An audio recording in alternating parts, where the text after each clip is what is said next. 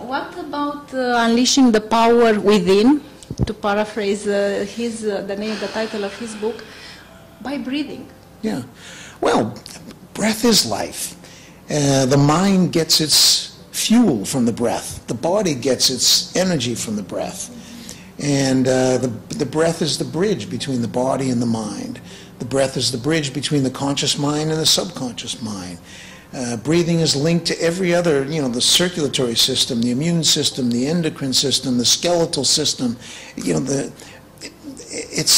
The breath overlaps and is mixed with everything. So when you get a handle on breathing, you have a real way into lots of levels and aspects of our being. So it's life force energy. You can wake up energy with your breath.